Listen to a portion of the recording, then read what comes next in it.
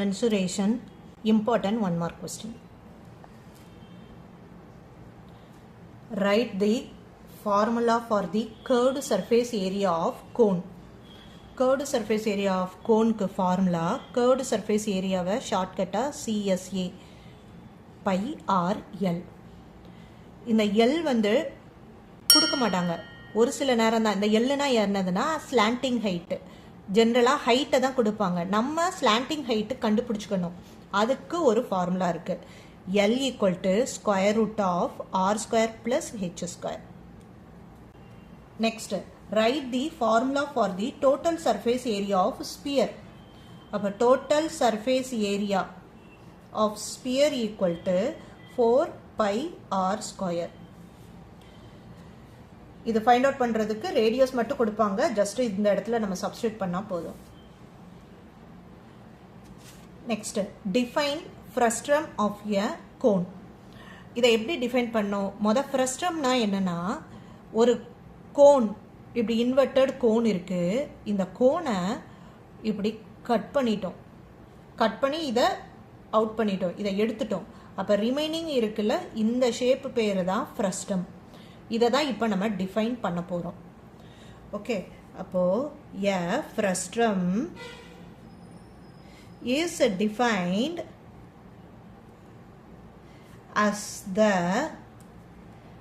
part of a cone, அது one of the part of the cone தான் இருக்கு, that remains after its top is cut off. இந்த டாப்பை அப்படியே cut off பண்ணிட்டோம் by a plain. ஏதோ ஒரு நம்ம நைஃப்னு சொல்கிறோம்ல, அதை தான் நம்ம ஒரு பிளெயினை வச்சு இந்த ஷேப்பை கட் டவுன் பண்ணிட்டோம் அப்படின்னு சொல்கிறோம். பிளெயின் நம்ம கட் பண்ணுறது எப்படி இருக்கணும்? இந்த மாதிரி இப்படி அன்ஈவனாக இருக்கக்கூடாது, பேரலல் டு த பேஸுக்கு பேரலாக இப்படி கட் பண்ணணும். அதுதான் formula definition. Plane parallel to its பேஸை பேரலாக வச்சு நம்ம கட் பண்ணுறதுக்கு பேர் தான் அந்த ஃப்ரஸ்ட்ரமோட shape. Find the volume of a cube of its side 5 cm. கியூபோட சைடு கொடுத்துட்டாங்க. கியூப் எப்படி இருக்கும்? இந்த மாதிரி ஷேப்பில் இருக்கும்.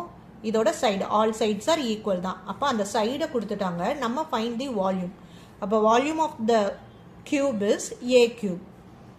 ஏங்கிறது யார்? Side. 5 cube.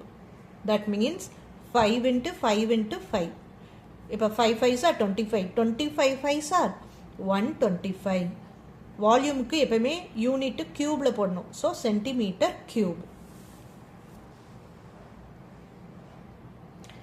Next, find the radius of a sphere whose volume is. வால்யூமை கொடுத்துட்டு நம்ம கிட்ட ரேடியஸ் கேட்டிருக்காங்க. ஓகே, அப்போ volume formula, volume of sphere equal to 4/3 pi r cube. Volume கொடுத்துட்டாங்க. அப்போ இந்த வால்யூமுக்கு நேராக அவங்க கொடுத்த value 36 pi equal to 4/3 pi r. இதை தான் நம்ம ஃபைண்ட் அவுட் பண்ணணும். இப்போ என்ன பண்ணலாம்? இந்த டேர்ம்ஸ் எல்லாம் ஆர் தான் வேணும். ஆரை தவிர இருக்கிற எல்லா நம்பர்ஸ், இந்த பை வேல்யூ எல்லாம் அனதர் சைடு மூவ் பண்ணுவோம். ஒரு ஃப்ராக்ஷன் அனதர் சைடு வந்தால் அப்படியே ரெசிப்ரோக்கல் ஆகிடும், தலைகீழாகிடும். ஆல்ரெடி லெஃப்ட் சைடில் இது இருக்குது, இது தலைகீழாக வரப்போகுது. இந்த 3 மேலே வந்துடும், 4 கீழே வந்துடும். இந்த பை மேலே இருக்குன்னு அர்த்தம், அப்போ அது கீழே வந்துடும்.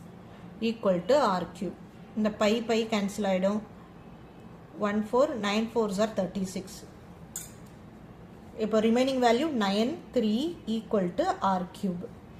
9ஐயும் 3 3s are 9 எழுதிக்கலாம். இந்த 9க்கு பதில் இதை எழுதியிருக்கோம், ஆல்ரெடி இந்த 3 இருக்கு. இப்போ கியூப் தான்.